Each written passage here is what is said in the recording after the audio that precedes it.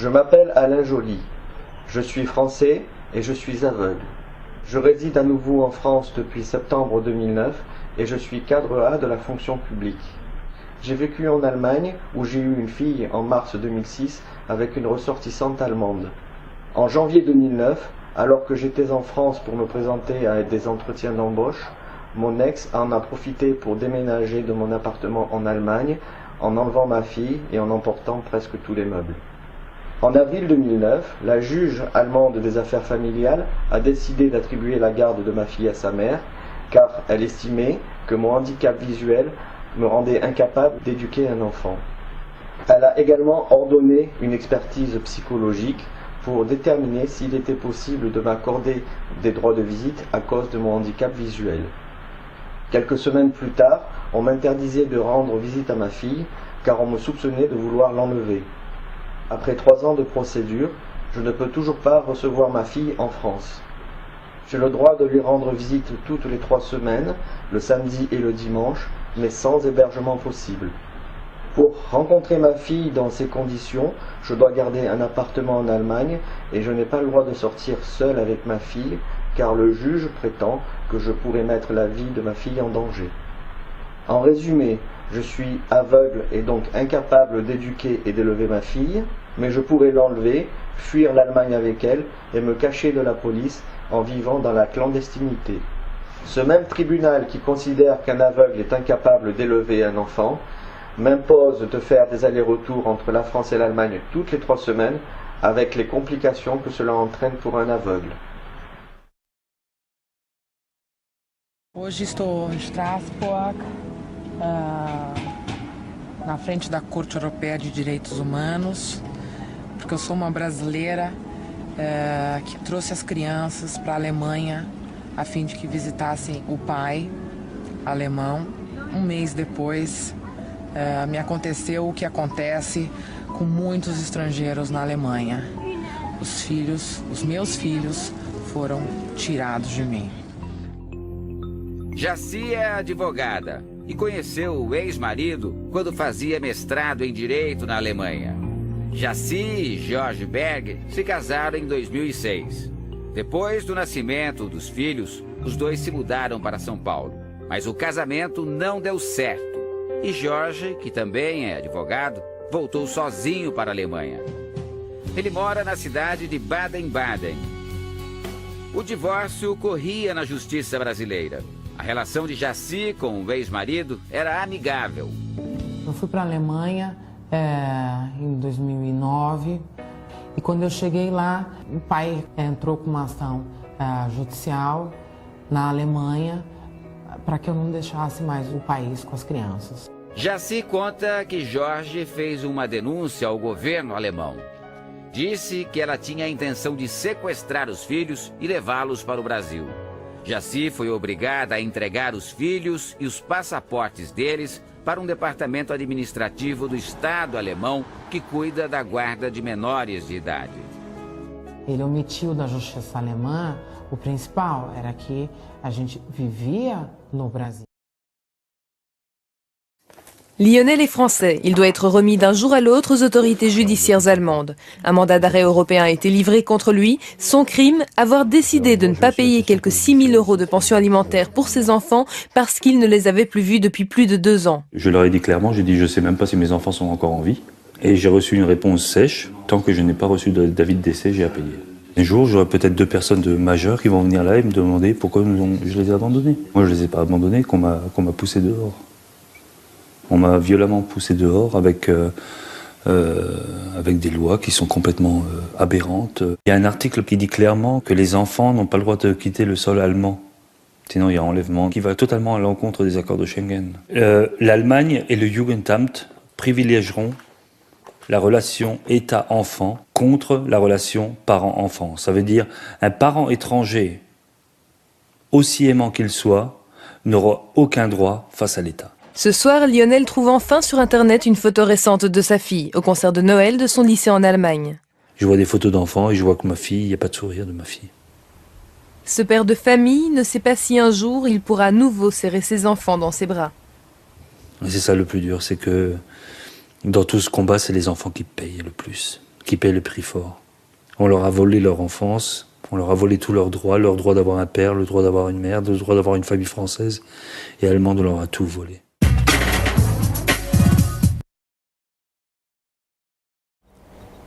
Mi chiamo Luca Putin e sono cittadino italiano. Volevo raccontare brevemente cosa mi sta accadendo. 3 anni fa ho conosciuto una donna di nazionalità tedesca. Ci siamo messi assieme e 7 mesi fa abbiamo avuto una bimba. Poco tempo dopo, con una scusa, lei è voluta tornare in Germania, portando con sé mia figlia, cittadina italiana. Da là mi ha comunicato che non sarebbe più rientrata. Negli stessi giorni ho ricevuto delle lettere in tedesco con richieste economiche per il mantenimento di mia figlia. A scrivere è lo Jugendamt, questo ente tedesco potentissimo che si trasforma in genitore di Stato ed opera per la sottrazione di quei figli nati da genitori binazionali, a discapito sempre del genitore non tedesco. La stessa cosa sta cercando di fare con me. Ed in Europa siamo in tantissimi con questo problema. Aiutateci a fermare lo Jugendamt. Mi chiamo Massimo Moltoni, sono un ingegnere italiano ed ho avuto un figlio con una ragazza tedesca ormai 6 anni fa. Da quando lei è tornata in Germania mi ha impedito completamente di vedere mio figlio. Gli è bastata una telefonata a una psicoterapeuta a 600 km di distanza che non ha mai visto mio figlio, per avere una perizia dove si dice che mio figlio è stressato ogni volta che mi vede e che dovrò aspettare quando sarà più grande, magari quando ha 6 anni, cioè adesso, quando potrà dire di no ai desideri del padre. Quasi che il sì non è neanche preso in considerazione. Ma il giudice nuovo mi dice che la madre, con tutto quello che mi ha fatto, con tutto quello che ho subito, ha ragione a pensare che lo voglia portare via, perché mi ha denunciato perché lo voglio rapire. In Germania basta l'ipotesi. Basta il sospetto.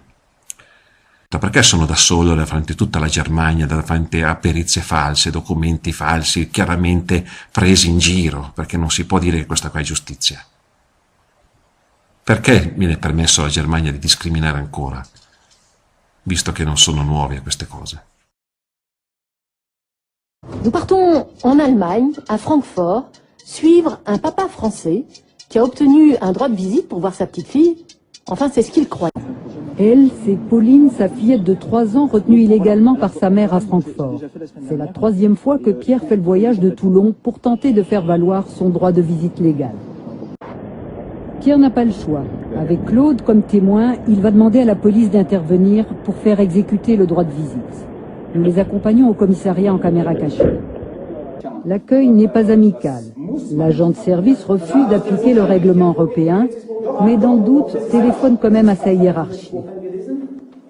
La réponse est un coup de massue pour Pierre. Le tribunal a décidé la veille de lui retirer tous ses droits parentaux.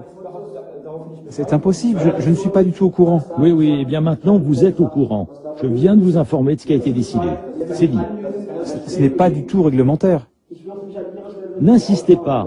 À votre place, je partirai rapidement, car je le répète, c'est une tentative de pression. Vous voulez vous servir de la police pour détourner une décision du tribunal en votre faveur.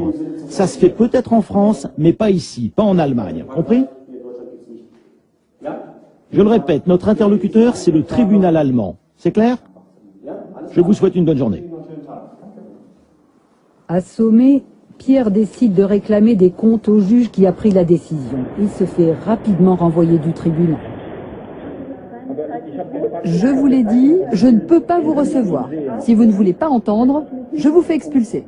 Le dossier obtenu au greffe lui confirme toutefois l'information de la police. Vous avez pu avoir des nouvelles?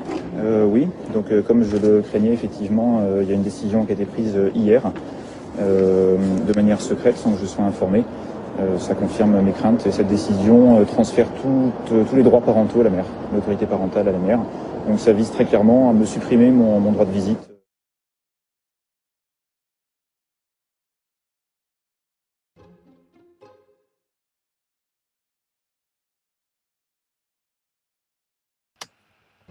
Salve, sono Rosa Maria Bruni, sono neuropsichiatra infantile e con tutte le donne, con tutte quelle mamme che in questo momento stanno passando per una situazione analoga.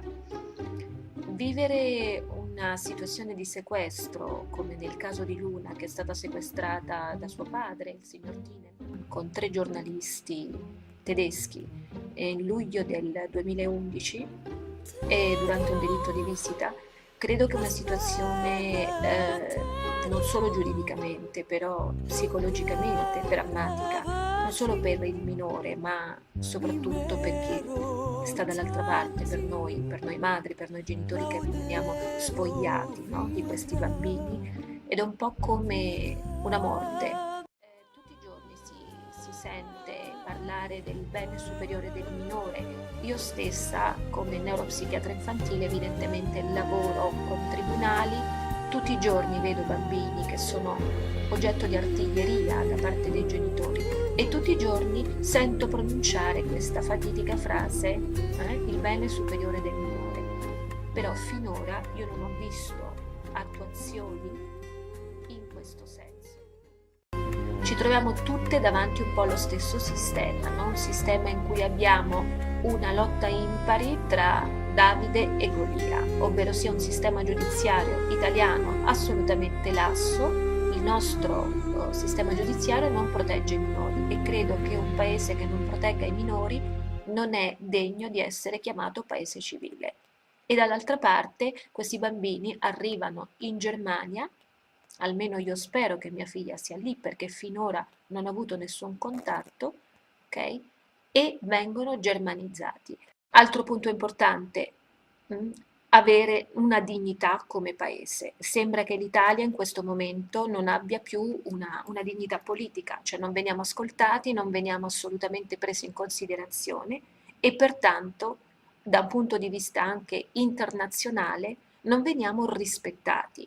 Ma non veniamo rispettati perché sono per primi i nostri giudici che non fanno un lavoro adeguato, ok? Per cui c'è un lassismo che permette alla fine che questi bambini prendano un treno senza biglietto di rientro e questo credo sia assolutamente inaccettabile, ok?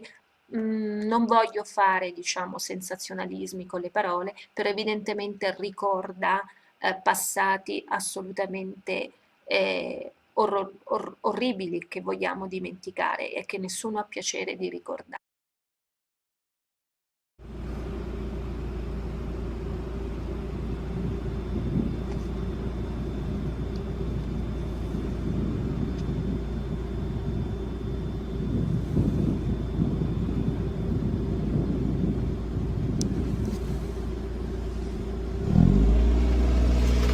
So, und jetzt wollen wir noch mal kurz festhalten. Das Gericht hat also den Umgang genehmigt, hat euch das Recht erteilt, Umgang zu haben.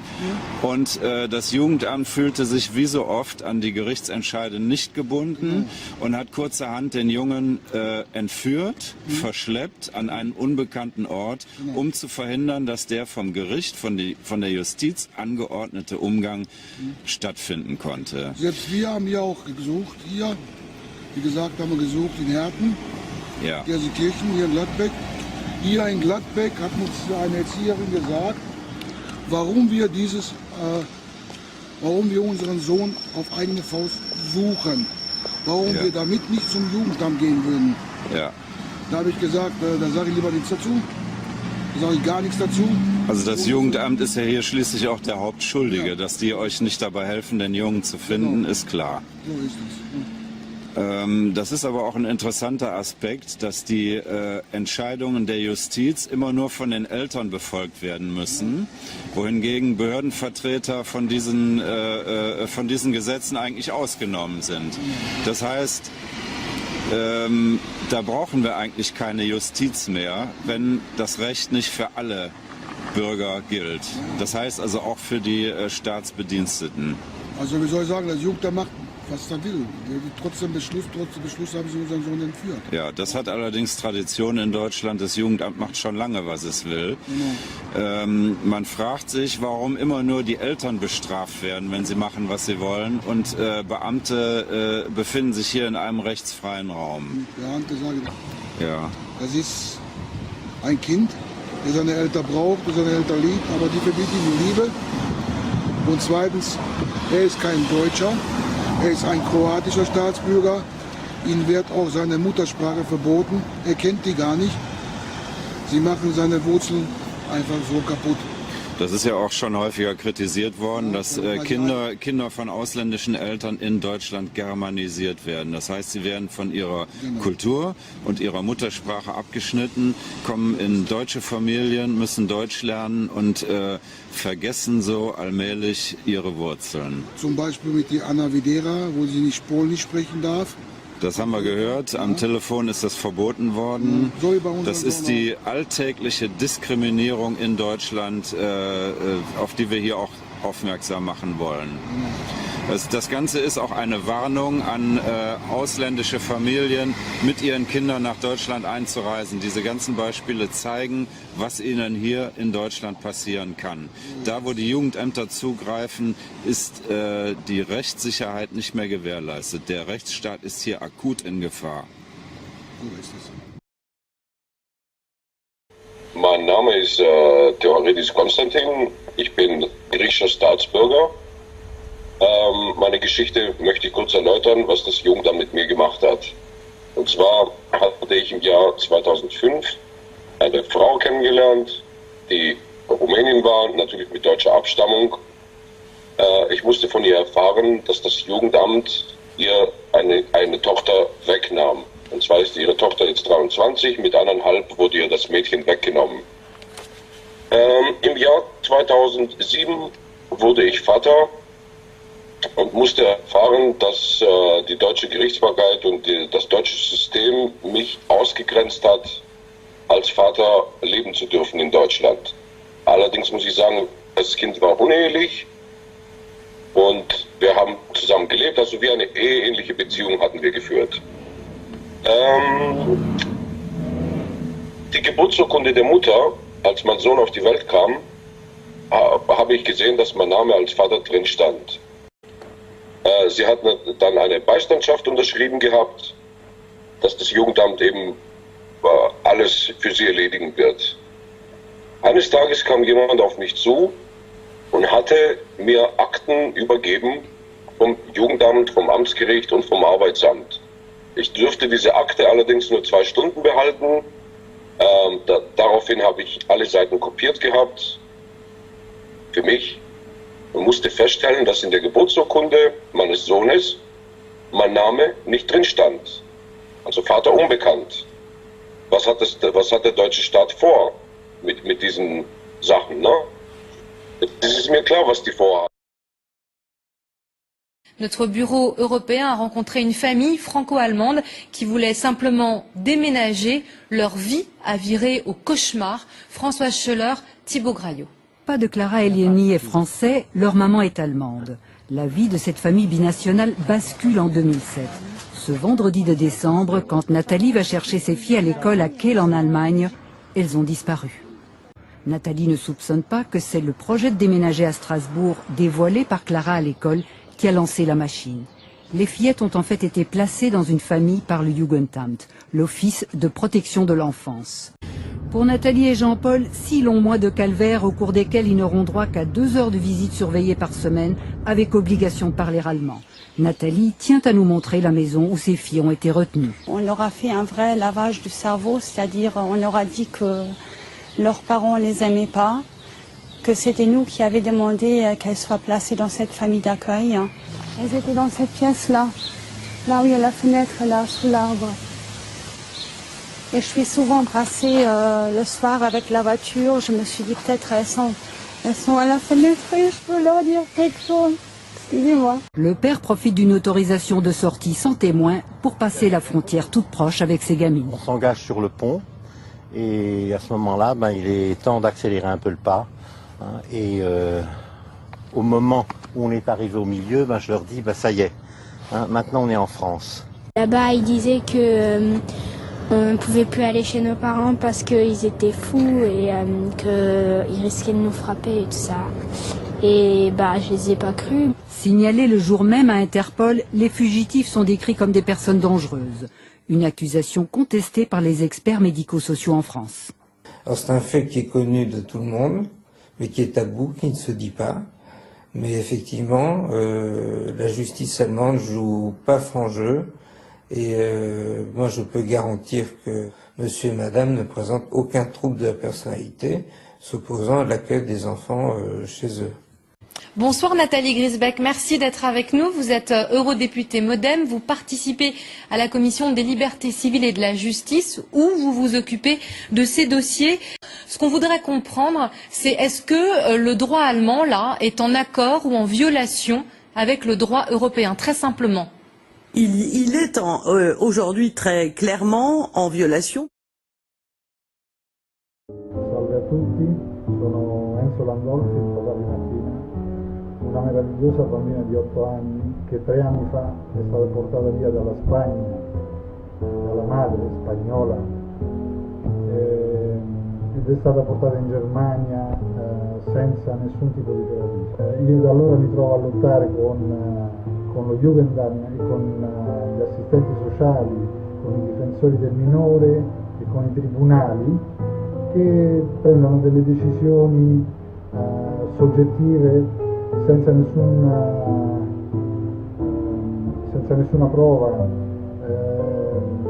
senza nessun controllo, per eliminare dalla vita di Martina sia suo padre sia la famiglia. Non è tollerabile da nessun punto di vista. Basta.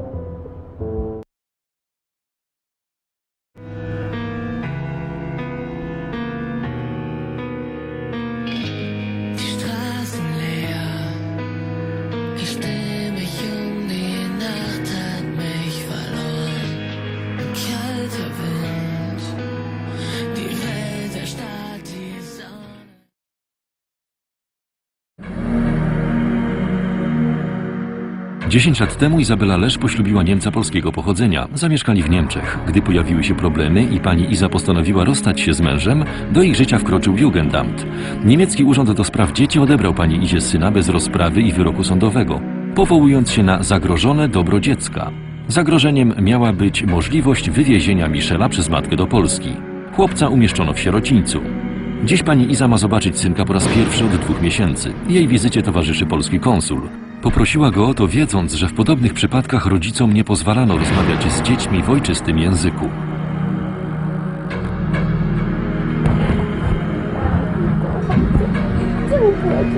Hej, halo, kocham cię. Nie pokusaj, serduszko. Ja jestem zawsze z tobą, dla ciebie zawsze. Powiedz, dlaczego płaczesz? Kochasz mnie? Moje serce, tak miło. Powiedz mi, dlaczego płaczesz, aniołeczku? Dlatego, bo... Ja nie wiem, tego nie widziałam. Tak, ale to już nie płacz, bo mnie widzisz i mówisz po polsku. Napisałam list do ciebie. Kochany aniołku i tak dalej. I że twoje oczka kocham, że bardzo tęsknię, żebyś mi napisał, co chcemy robić w Ostern, czyli Wielkanoc. Dostałeś ten list? No. Czyli ci panie nic nie dały, żadnego listu? Pamiętasz te pierwsze noce tutaj, jak przyjechałeś? Ja się zapytałem, co to ma być. Co to ma być, tak. I wtedy mi nic nie powiedzieli. I wtedy się zapytałem, jak już tam byłem, tutaj, obyś tam widać u mama. I co ci powiedzieli? I powiedzieli,